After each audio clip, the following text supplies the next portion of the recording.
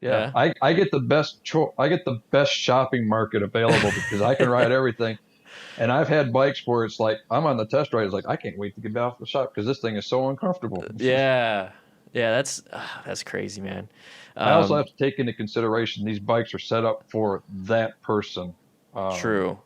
if they're shorter, uh, taller, heavier, I get on a bike that's set for a heavier person that's in his higher 200 weight and stuff. His I cannot change it to my weight, go out and ride it. I have to adapt to their height Yeah. or their weight. And it's like you hit the bumps with a bike that's set for 285-pound rider, and I'm not quite there. I mean, it's bone jarring It's not because like I'm not setting the seat compressing back and pulling the steering wheel exact. up like the other, yeah. So I mean, like with all those like different modifications and different size people and everything, um, like do you recommend like from a mechanic standpoint, do you recommend people like changing things out, like getting better suspension, changing their seat out to match how they sit instead of being super far back because they're short? Um, what is what is your idea about that? Like, should people just do that?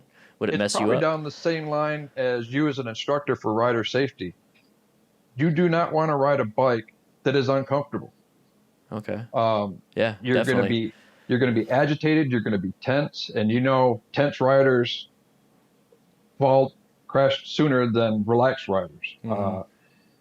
When you are when you get a bike that you get on it and you're like, oh darn, I got to stop for gas again, as opposed to, okay, it's been 45 minutes, let's stop and get gas so I can get off this bike. I mean, that's either change the bike or change the components on the bike so that you don't want to get off the bike. That when you sit on it and you ride it, um, a lot of the bigger Indians, the chieftain and the roadmasters, and now this challenger, they're going to come out with seats that are made for long hauls. For me personally, try to ride them in town. Usually they have a wider seat base to Hmm. give you more support when you're sitting still for so long.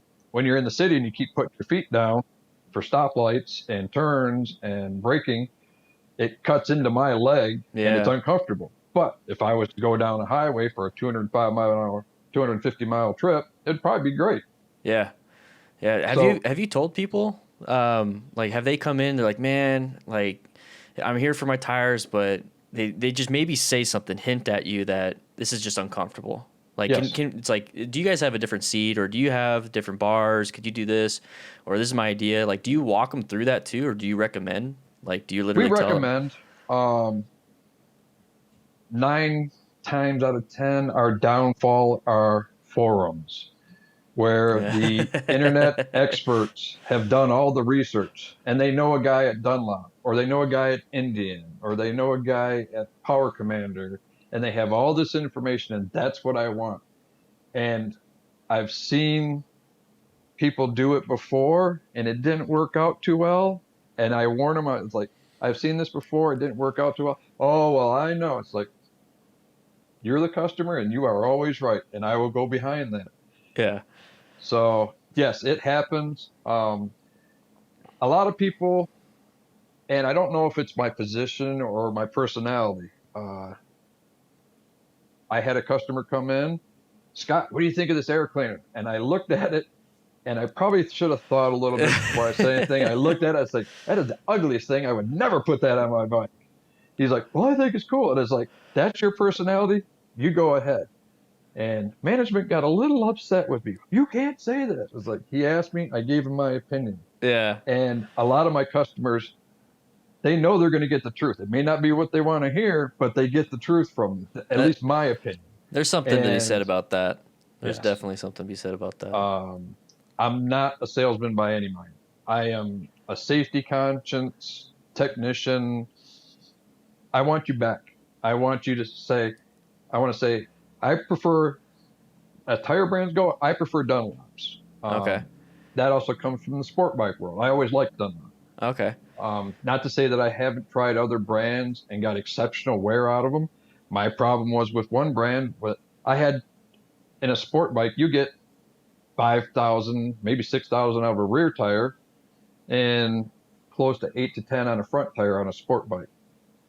I actually got like 12 out of the rear and almost 18 out of the front. I also maintain my tires, which is a huge thing for me.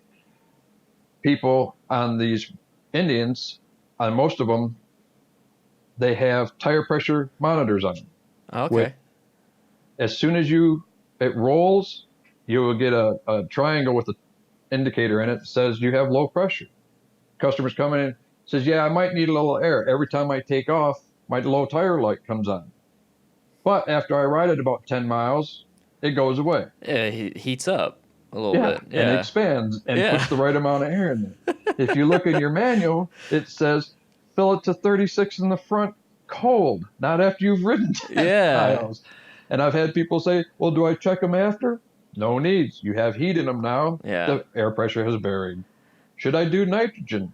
You can if you want, but if you ever add regular air from an air compressor again, you just nullify the nitrogen. The only thing nitrogen is good for is if you're in a high humidity area, Okay. because that's what expands inside the tires, not the actual air. It's the humidity that's mixed with the air in the tire. The Oh. humidity expands and creates pressure. Nitrogen has very little, if any, air or moisture in it. Therefore, it does not expand and contract as much. That's why the GP Moto guys run nitrogen in there, because they don't want to have to do 5 laps before their tires come up to pressure. Ah, that yeah, that makes sense. I'm used to from the SCBAs filling up SCBAs and just knowing that the friction, the mechanical friction on the inside of the SCBA, the tank, and all that stuff. But yeah, that makes sense for the Yeah. tires because it's exposed to outside elements basically. Like I mean, how you're filling it up too. Because we And had anybody huge that, things for SCBAs.